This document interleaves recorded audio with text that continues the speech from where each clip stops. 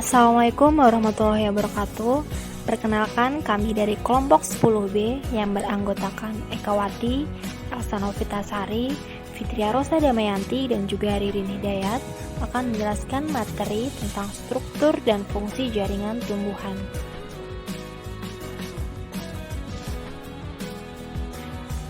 Tumbuhan merupakan organisme multiseluler yang terdiri atas banyak sel. Sel-sel tumbuhan yang memiliki bentuk susunan dan fungsi yang sama akan membentuk suatu jaringan tertentu. Beberapa jenis jaringan yang berbeda akan membentuk suatu organ, misalnya akar, batang, bunga, buah, dan biji. Jenis jaringan pada tumbuhan. Jenis jaringan tumbuhan dapat dikelompokkan menjadi dua macam, yaitu yang pertama jaringan meristem atau jaringan embrional adalah jaringan yang sel-selnya aktif membelah secara mitosis.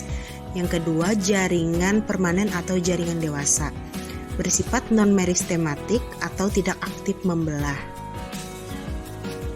Jaringan meristem atau jaringan embrional memiliki sifat-sifat sebagai berikut. Yang pertama, disusun oleh sel-sel muda yang aktif membelah. Yang kedua, tidak memiliki ruang antar sel atau susunan sel rapat. Yang ketiga, sel-sel berbentuk bulat, lonjong, poligonal, kuboid atau prismatik, dan memiliki dinding sel yang tipis. Yang keempat, di dalam sel mengandung banyak protoplasma. Yang kelima, sel memiliki satu atau dua inti sel atau nukleus yang besar. Dan yang keenam, vakuola sel sangat kecil atau tidak ada sama sekali. Berdasarkan terbentuknya, jaringan meristem dikelompokkan menjadi dua macam, yaitu yang pertama meristem primer. Meristem primer adalah jaringan meristem pada tumbuhan dewasa yang sel-selnya masih aktif membelah. Pada umumnya, terdapat di ujung batang atau pucuk dan ujung akar. Meristem primer menyebabkan pertumbuhan primer, yaitu pertumbuhan vertikal yang mengakibatkan perpanjangan batang dan akar. Yang kedua, meristem sekunder. Meristem sekunder berasal dari sel-sel dewasa yang berubah sifatnya menjadi sel-sel meristematik. Sel-sel meristem sekunder berbentuk pipih atau prisma dan memiliki vakuola yang besar di bagian tengahnya.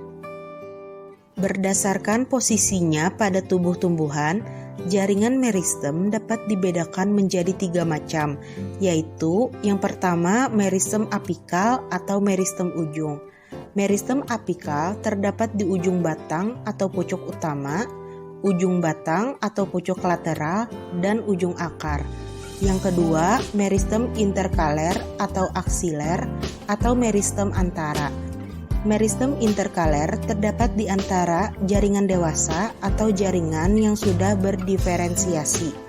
Yang ketiga, meristem lateral atau meristem samping. Meristem lateral terletak memanjang sejajar permukaan batang atau akar. Meristem lateral menyebabkan terjadinya pertumbuhan sekunder pada batang maupun akar, sehingga batang dan akar tersebut akan membesar. Jaringan dewasa atau jaringan permanen dibedakan menjadi 4 macam, yaitu yang pertama jaringan pelindung atau epidermis. Jaringan epidermis adalah jaringan yang tersusun dari lapisan sel-sel yang menutupi permukaan organ tumbuhan seperti akar, batang, daun, bunga, buah, dan biji. Jaringan epidermis disebut sebagai jaringan pelindung karena berfungsi melindungi bagian dalam tumbuhan dari segala pengaruh luar yang merugikan, misalnya perubahan suhu, kerusakan mekanik, hilangnya air melalui penguapan, dan hilangnya zat-zat makanan. Yang kedua, jaringan dasar atau parenkim. Jaringan parenkim merupakan jaringan yang terbentuk dari sel-sel hidup dengan struktur morfologi yang bervariasi. Jaringan ini bertanggung jawab terhadap segala proses fisiologis. Jaringan parenkim disebut sebagai jaringan dasar karena dapat dijumpai hampir di setiap bagian tumbuhan. Yang ketiga, jaringan penyokong atau penguat. Jaringan penyokong adalah jaringan yang menunjang bentuk tubuh tumbuhan. Ciri-ciri jaringan penyokong yaitu memiliki dinding sel yang tebal dan kuat, serta telah mengalami spesialisasi pada sel-selnya. Yang keempat, jaringan pengangkut atau jaringan vaskuler. Jaringan pengangkut adalah jaringan pada tumbuhan tingkat tinggi yang berfungsi mengangkut air dan garam-garam mineral, serta zat makanan hasil fotosintesis. Jaringan pengangkut pada tumbuhan adalah xilem dan floem. Organ pada tumbuhan. Organ merupakan kumpulan dari beberapa jaringan yang memiliki tujuan atau peranan tertentu dalam tubuh. Organ pada tumbuhan dapat dibedakan menjadi organ vegetatif dan organ generatif. Nah, pada kali ini kita akan membahas organ vegetatif, yaitu akar, batang, dan daun. Secara umum, akar terdiri atas tudung akar, epidermis, korteks, endodermis, dan stele. Tudung akar terdapat pada ujung akar yang berfungsi melindungi akar dan membantu tumbuhnya akar ke dalam tanah. Epidermis, sel-sel epidermis pada akar dapat berkembang menjadi rambut-rambut akar yang berfungsi membantu penyerapan air dan garam mineral serta menguatkan posisi tumbuhan pada tanah. Korteks umumnya tersusun atas sel-sel parenkim yang mengandung karbohidrat. Stele merupakan bagian tengah akar yang terdiri atas perisikkel atau pembentuk cabang akar, berkas pembuluh atau xilem dan floem, serta parenkim atau berada di antara xilem dan floem.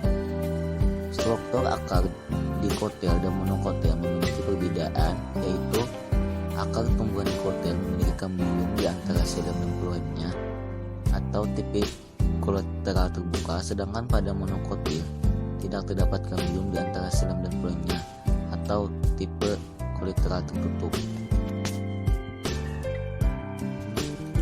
Yang kedua, batang. Batang memiliki 3 bagian pokok, yaitu epidermis, korteks, dan modifikasi stele. Nah, yang pertama, epidermis. Epidermis pada batang terdiri atas satu lapis sel-sel yang tersusun rapat tanpa ruang antar sel. Yang kedua, korteks. Korteks tersusun dari parenkim, kolenkim, sklerenkim yang berupa serabut sklerit. Yang ketiga, stele atau silinder pusat. Stele terdiri atas perisikkel, parenkim, berkas pengangkut, dan empulur. Empulur merupakan bagian terdalam dari batang tumbuhan berpembuluh. Empulur juga terdapat di sekitar berkas pengangkut dan berbentuk seperti jari-jari sehingga disebut jari-jari empulur. Yang ketiga, daun. Secara umum, daun tersusun dari jaringan epidermis, jaringan dasar atau mesopil, jaringan pengangkut, jaringan penguat, dan jaringan sekretori.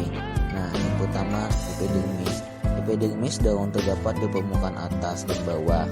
Biasanya terdiri atas lapis sel, tetapi ada pula yang terdiri atas beberapa sel atau sel epidermis ganda.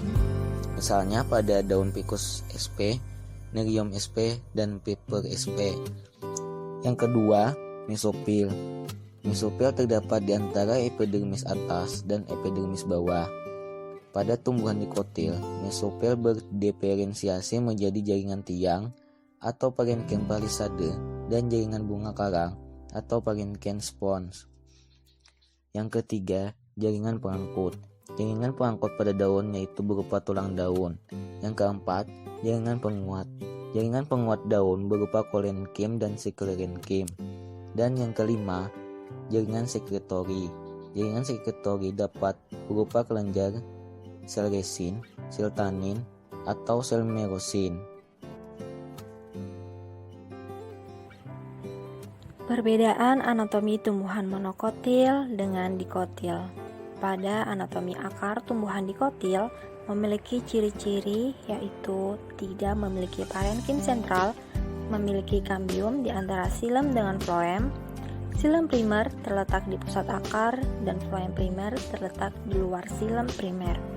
Sedangkan anatomi akar pada tumbuhan monokotil, ciri-cirinya yaitu memiliki parenkim sentral, tidak memiliki kambium, xilem primer dan floem primer terletak berselang-seling, yaitu tipe radial.